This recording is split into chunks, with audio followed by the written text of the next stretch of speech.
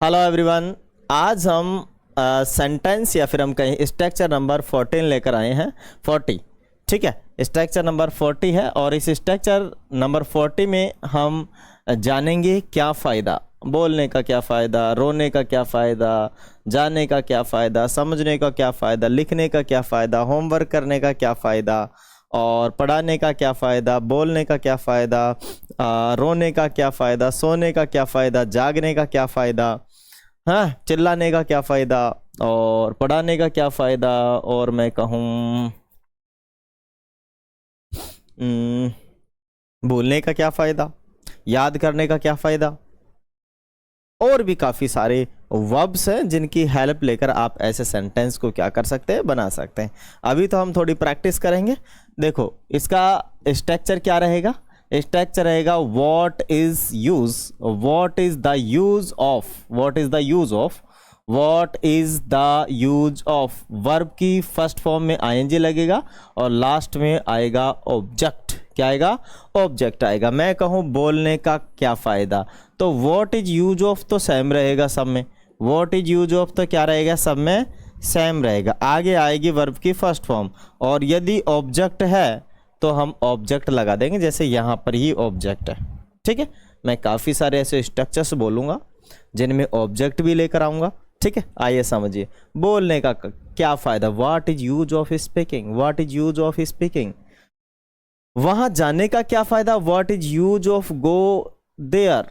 यहाँ आने का क्या फायदा, what is use of come here, what is use of come here.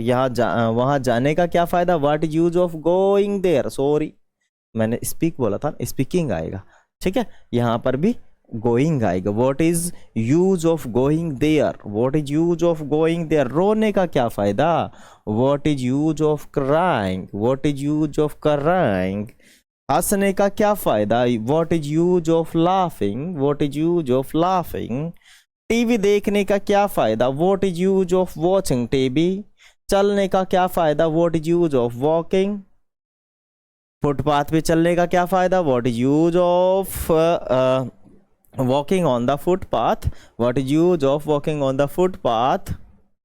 Road के लेफ्ट साइड चलने का क्या फायदा, what is use of walking road के कौन सी साइड, दाई साइड है ना, तो दाई साइड को कहेंगे लेफ्ट साइड। ठीक है ना। What is walking, what is walking of the road of the right side.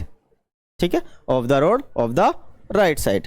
ठीक है, और आ जाएगा पढ़ाने का क्या फायदा, what is use of teaching. आपको पढ़ाने का क्या फायदा, what is use of teaching of you, teaching to you. ठीक है, teaching to you, what is use of teaching to you, what is use of teaching to you.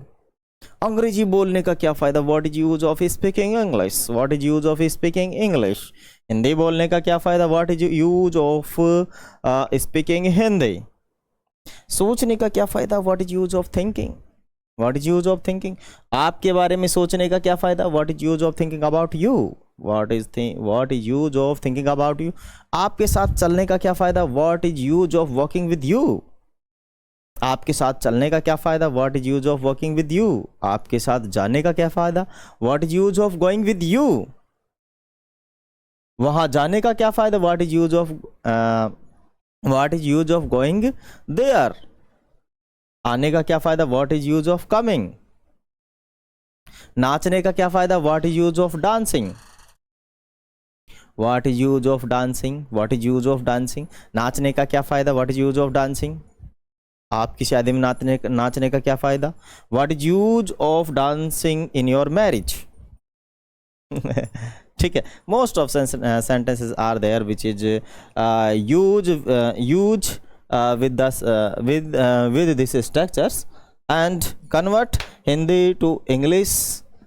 If you have any problem, you can ask me in our comment box, and if you want to learn more and more such type of structures, you can follow our YouTube, you can follow our Facebook page and YouTube channel. Thank you. Jai Hind and Vande Mataram.